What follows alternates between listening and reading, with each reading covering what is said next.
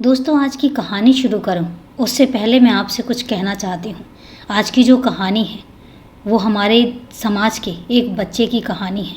एक बच्चा कैसे गुमराह होता है और टीनेजर्स की कहानी है।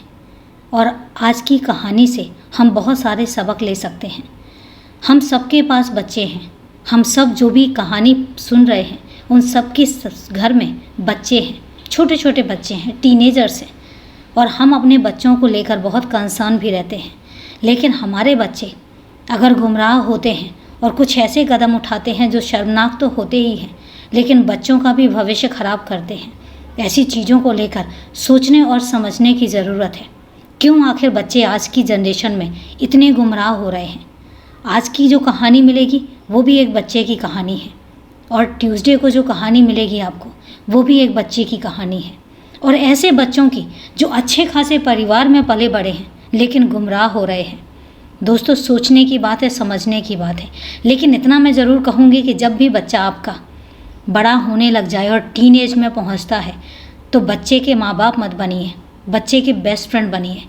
उनको समझने की कोशिश कीजिए, उनको सुनने की कोशिश कीजिए, और ये जजमेंट ज़रूर कीजिए कि आपका बच्चा कहीं गलत रास्ते पर तो नहीं जा रहा है। तो दोस्तों, ये मुझे ज़रूर बताना था, क्योंकि बच्चों को लेकर हम सब संवेदनशील होते हैं।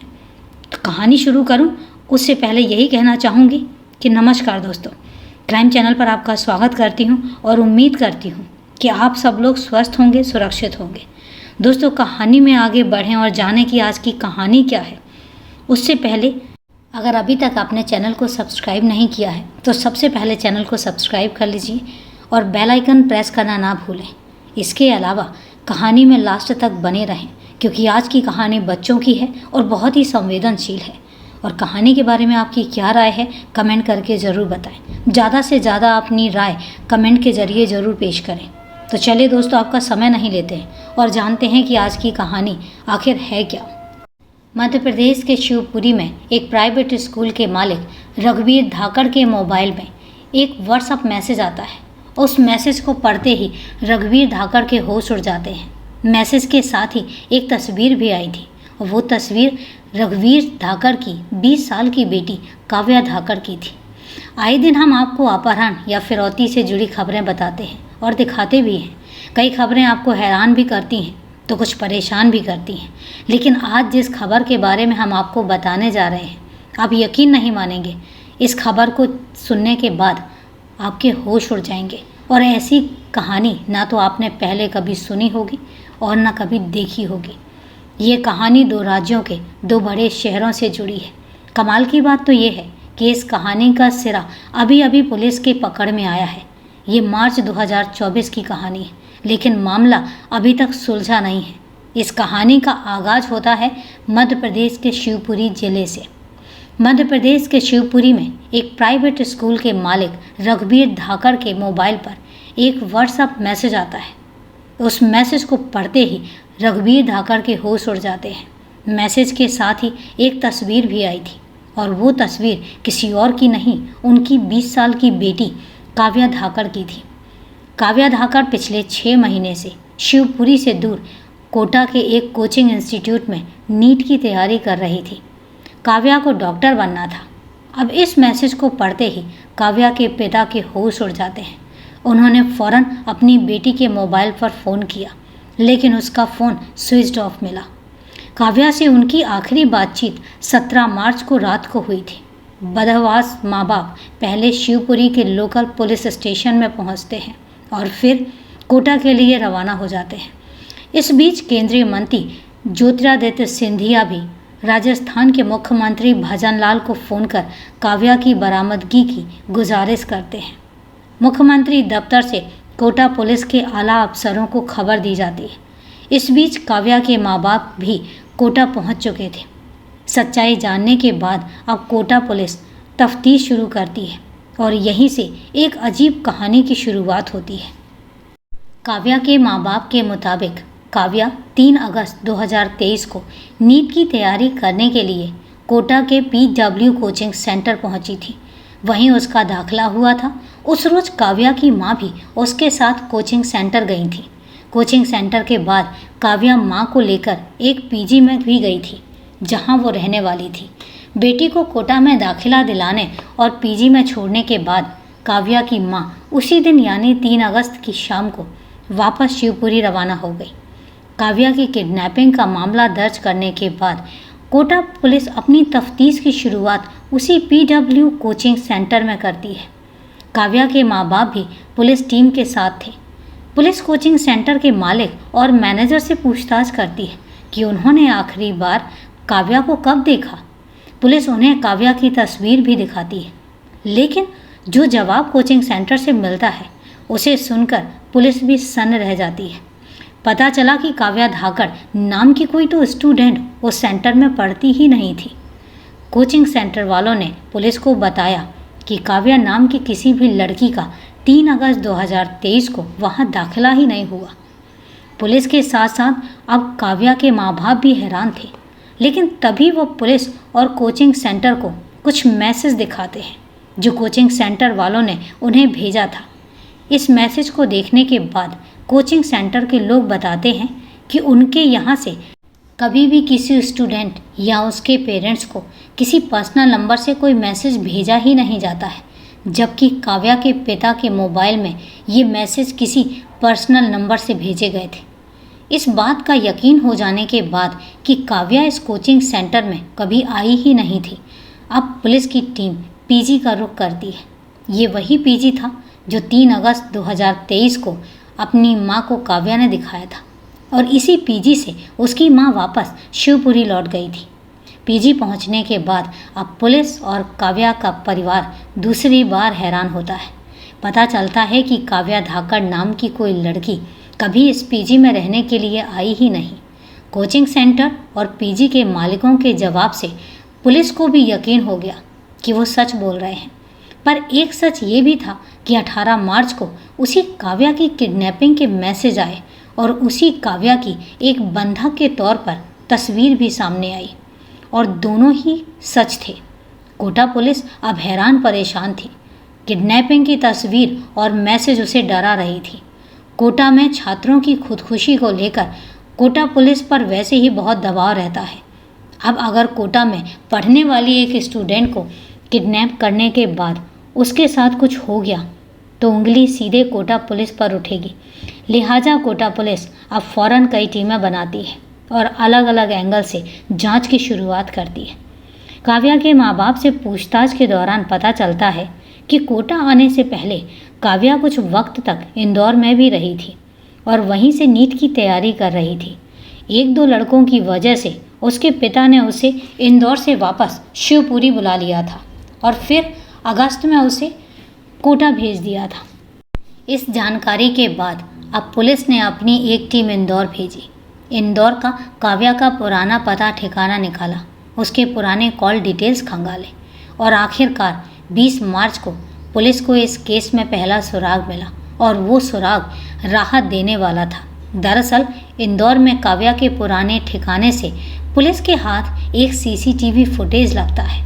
फुटेज 19 मार्च की रात 9:39 की थी। तस्वीर में काव्या एक घर से बाहर निकलकर एक लड़के के साथ जाती हुई दिखाई दे रही थी। इससे साफ हो गया कि काव्या किडनैप नहीं हुई है, बल्कि वो अपनी मर्जी से किसी लड़के के साथ जा रही है। अगर काव्या किडनैप नहीं हुई तो फिर किडनैपिंग की उसकी तस्वीर कहाँ से आई? उस तस्वीर में काव्या के हाथ पैर दोनों ही रस्सी से बंधे हुए थे, मुंह को भी कपड़े से बांध रखा था। जिस जगह काव्या को बंधक बनाकर रखा गया था वहाँ पर कई कार्टून भी रखे थे जिसके ऊपर हेल्थ केयर लिखा हुआ था। इस तस्वीर और इसके बैकड्रॉप को ढूंढते हुए पुलिस अब इंदौर में ही इस पहेली को सुलझाने की कोशिश करती है। कोशिश रंग भी लाती है।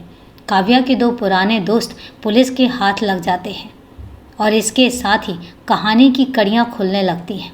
आगे की जांच में पता चला कि जिस कमरे में काव्या को बंधक बनाकर फ़ोटो खींचा गया था वो कोई और कमरा नहीं बल्कि एक घर का किचन है, और ये घर और किचन काव्या के उन्हीं 2 दोस्तों में से एक ने किराए पर ले रखा था जो पुलिस को कहानी बताते हैं।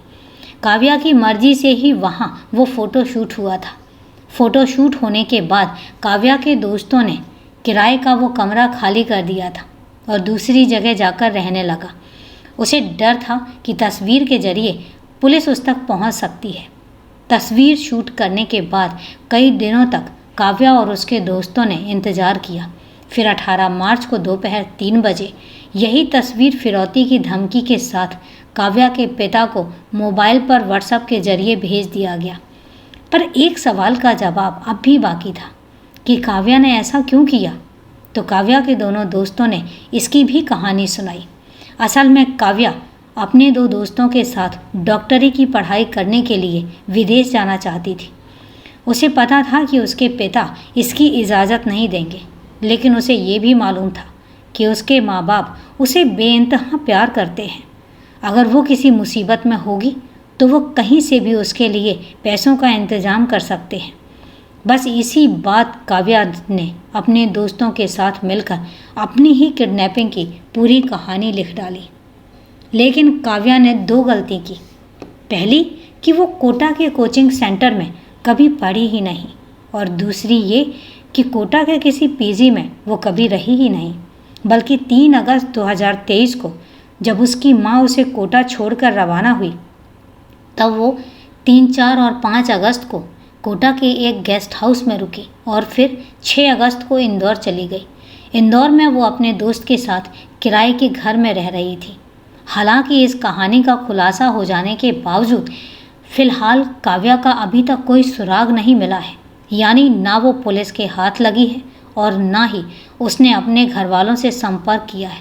हालांकि कोटा पुलिस ने काव्या और उसके दोस्तों से अपील की है कि वो जहाँ भी हो नज़दीकी पुलिस स्टेशन में जाकर खुद को पेश कर दें, क्योंकि इस समय काव्या के माँ बाप बहुत परेशान हैं। अजब किडनैपिंग की ये गजब कहानी हर तरफ चर्चा का विषय बनी हुई है। तो दोस्तों, ये है एक दिल दहला देने वाली कहानी, और ये है बच्चों के गुमराह होते हुए उठाए गए कदम की कहानी। कैसे कैसे बच्चे कदम उठाते हैं और कैसे कैसे बच्चे कैसे कैसे रास्तों पर गुमराह होते हैं। दोस्तों, यहाँ पर मैं एक ही बात कहना चाहती हूँ कि अगर काव्या समझदार थी तो उसको इस बारे में अपने पापा से बात करनी चाहिए थी। उसकी सोच गलत नहीं थी कि वो पढ़ाई के लिए विदेश जाना चाहती है, लेकिन उसका कदम बहुत गलत था। और ऐसे ही कदम आजकल के बहुत सारे बच्चे उठा रहे हैं, सिर्फ और सिर्फ गुमराह होकर, क्योंकि कहीं ना कहीं वो अपने दिल की बात अपने माँ बाप से नहीं कर पाते और बाहर लोगों से करते हैं। और आप यकीन मानिए कि बाहर का कोई भी इंसान ज़रूरी नहीं है कि सही सलाह ही दे। गुमराह बहुत करने वाले मिल जाएंगे। इसलिए दोस्तों, मेरी आपसे अपील है कि अपने बच्चों के जब आपके बच्चे बड़े होने लग जाएं तो उसके दोस्त बनिए, बेस्ट फ्रेंड बनिए, ताकि वो अपने दिल की हर बात आपसे कर सकें। वो बात सही भी हो सकती है और बात गलत भी हो सकती है, और उसको उनकी एज के हिसाब से ही सुना जाना चाहिए। आप महसूस कीजिए कि जब आपका बच्चा आपसे अपने दिल की बात कह रहा हो तो आप अपने आप को उसकी एज में रख कर सोचिए कि वो क्या कह रहा है और वो क्यों कह रहा है, और उसी के बाद आप इसका समाधान निकालिए। क्योंकि दोस्तों, अगर बच्चे एक बार गुमराह हो जाते हैं तो उनको सही रास्ते पर लेकर आना बहुत मुश्किल हो जाता है। और 10 साल से लेकर 20 साल तक की जो ये उम्र होती है, ये बहुत नाजुक उम्र होती है। इसमें अपने बच्चों का बहुत बहुत नाजुकता से ध्यान रखना पड़ता है। तो मेरी आपसे अपील है कि आप अपने बच्चों का ज़रूर ध्यान रखें। तो दोस्तों, आज की कहानी यहीं तक। कहानी नो डाउट दिल दहला देने वाली है, लेकिन कहानी के बारे में आपकी क्या राय है कमेंट करके ज़रूर बताएं। तो मिलते हैं कल एक इसी तरीके की क्राइम की कहानी के साथ, सच्ची कहानी के साथ। तब तक के लिए सेफ रहें, सुरक्षित रहें और अपने बच्चों का ध्यान रखें। जय हिंद दोस्तों, जय भारत।